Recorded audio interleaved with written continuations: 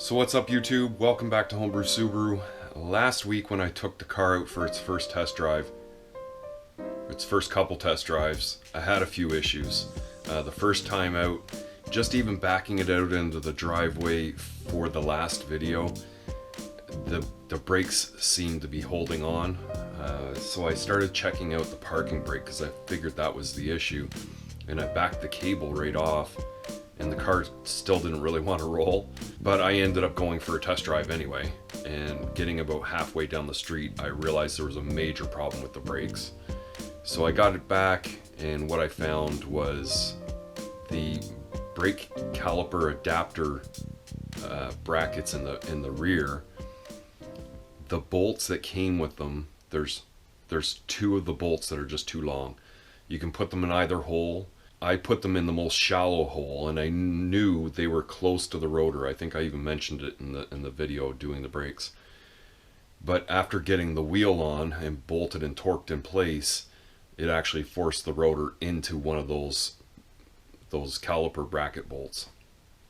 So anyways, they scored the rotors just a tiny bit, but they were making a lot of noise. I got them backed up with washers, took care of that problem.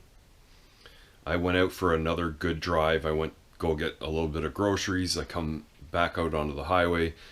I'm bombing it on the highway, and right away I notice like lots of smoke, and I can't even really tell what kind of smoke it is, but it's very white. I'm just figuring it's oil. It seems to be coming up out of the right front wheel though, so I'm starting to wonder, is there another brake problem? So I get the car back, and well, this is what I found. So this is generally why I don't film my road tests or my test drives when I'm out for the first time. You can kind of see down in there, that's my oil return from the turbo, and it's broke right off the valve cover. So I went down to the grocery store and I jumped onto the highway, gave it a good shot, and I started getting a lot of smoke. As I looked in the rear view, I was actually leaving a tire track, and there's oil being left on this tire. So then that day I ended up pulling the cover out and doing another JB Weld repair, because that first repair lasted like 10 years, right? I drove clear across the country with that fitting JB welded to the valve cover, and I knew it was a Mickey Mouse thing, but it's lasted so long that I just decided I would do it again. And I cleaned up the cover, I cleaned up the fitting, I got some of that quick set JB weld, got the cover done overnight, put it back into the car the next day, and maybe about 5 kilometers into that next trip, it basically happened again. So the second time it happened, it basically left me stranded like 5 kilometers from home. There was so much oil loss so fast that it was just clouds of smoke, and then when I kind of got out and had a look, there was just oil everywhere. So I opted to walk back home, got some more oil, a pair of flat crimping vice grips, drove back to the car with the Forester and took the fitting out, clamped up that return hose, and then filled it up with oil and drove it home. And let me tell you, that was quite an experience. Injecting full oil pressure into the turbo with no return creates a lot of exhaust smoke. Like stepping onto the throttle, I was fogging out the entire street. So here is the fitting that I had been using, and you can see I've purchased a new AN fittings kind of setup to go in there, and a new bung or whatever. And most people would put that into the oil pan. I'm not sure what kind of working room I have on the oil pan, and to drop it out of this thing, it's just not something I'm really interested in right now. I have to pull the valve cover to do a repair to it, or to use it to mock up this fitting. The problem is you can see how much further out this AN fitting sticks than the brass fitting that I had. There's no way this is going to go into the same location down in there. So I'm going to have to reposition it on the cover, I think. I'm going to try and get it much further up ahead, underneath that #1 spark plug. or yeah, like, I mean, that's probably the flattest spot and clears the body of the car. If I don't think it's going to work, I know some people actually use the vent of the cover. It sits a little bit higher than the oil return, which is a no-no, but I've read a bunch of people have done it and never had a problem. So if I do end up putting it in underneath the number one spark plug, this little piece right here is going to be a little bit of an issue. And then the rockers basically sit right in here. So yeah, this isn't going to be easy. I don't even know if it's going to happen, but it's something I have to attempt. First thing is to pull the old cover back out, try and figure out where I'm going to start drilling holes in it, I guess. So I've done a pretty nice job of getting this bulkhead fitting installed. I just drilled a small pilot hole, used this stepper bit to get the hole quite large, almost to the point that the fitting was butting up against the threads. And then I was able to just use this aluminum carbide that I use for porting, just to try and walk around the hole and open it up just enough that the fitting would start to actually threads into the cover. And then I got it all installed there, but it's not going to work, unfortunately. When placing the cover down onto this spare head that I have, I mean, it's quite obvious right away that it's butting up against something there and kind of shifting it over to the side. It almost wants to lay flat. And then taking out the fitting and seeing what's obstructing. With the fitting out of the way, you can see that it's the bolt holding that rocker shaft in place that's obstructing the fitting from sitting right down in there. Even if I was to take all the threads off the end of that, it's still not going to clear. And it literally can't go in further down because the body of the car is in the way, and it can't go up in the center here because this venting is all in the way. So I'm gonna have to think of something else. So I think the next thing I'm going to just have to try is use the actual vent on the top of the cover to drain to.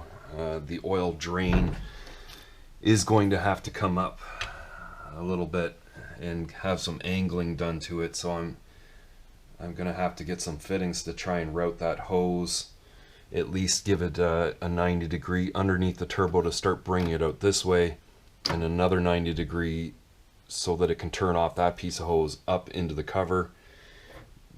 That hose is I mean, it's going to be low pressure. It's certainly going to drain. I just don't want it to backfeed too much pressure into the journals so that it, you know, spits out the exhaust side of the turbo. Other people say it works, so I think it's going to have to be something I try, because adding the fitting to the oil pan is a huge job. Literally going to have to drop the pan off and possibly get a 45 degree angle fitting for that, and I don't even know if there's a real good flat spot to put it. Yeah, and you know, it's just not something I want to put myself through right now. So I'm going to try and route the hose up to the vent, and then see what happens. Probably about an hour or so later, I'm all back together. I actually had to run out and get some more of the 5/8 elbows. I tried to get them in brass, but they weren't available, so I've got them in plastic. There's one actually further down, angling the hose this way, and then I've got it heat wrapped coming up to this elbow, which brings a piece of hose over the top vent. I know a lot of oil's gone through the exhaust and underneath the car. You can even see it on the wheel right here. So I'm gonna get it running and probably go for a drive, determine if this is going to be a major problem or not, and then if it's not, maybe we'll go for a very quick drive just over the car wash, and I can give this thing more of a rinse down. So I mean, there's a lot of oil smoke in the air, and I started kind of spraying some soap down in there. The idle's a lot better than it was. I ended up giving the fuel pump module full ground, and then I also put $20 of fresh fuel in it. I'm hoping that improves things. Let's go take a quick look at the exhaust. So there's still quite a bit of smoke coming out of the exhaust, but there was a lot of oil actually dumped into it. So, I mean, it's probably gonna burn like this for a little while. I'm just kind of hoping that it does clear out and that there is no oil actually burning in the turbo.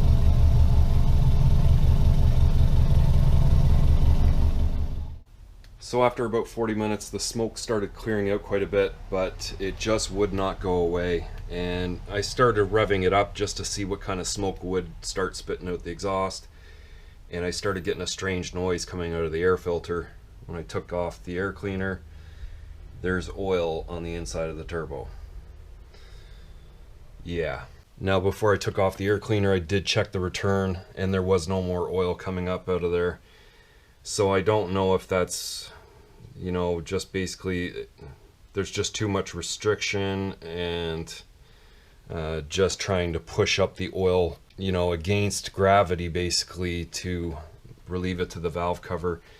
Either that isn't working or I've damaged the seals on the turbo, which is possible from running oil pressure into it.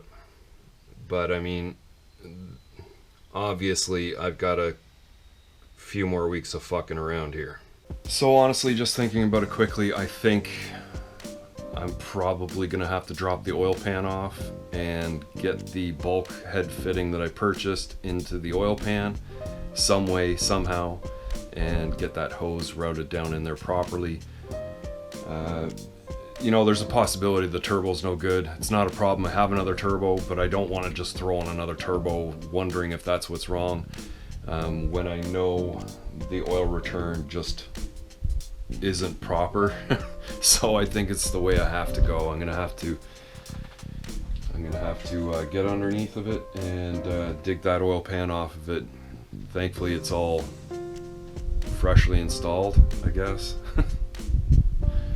Yeah, and then continue on from there. So I mean, I'm going away next weekend. I thought I was going to take this thing. I'm going to end up taking the Forester, and it's going to take me some time to get the oil pan off and get that bulkhead fitting in there and kind of figure out how I'm going to configure the hose and go from there. So if you like this video, definitely give it a thumbs up, and if you're new here and you haven't already, please consider hitting that subscribe button for me. Leave your questions and comments further down below, and I'll see you in the next one.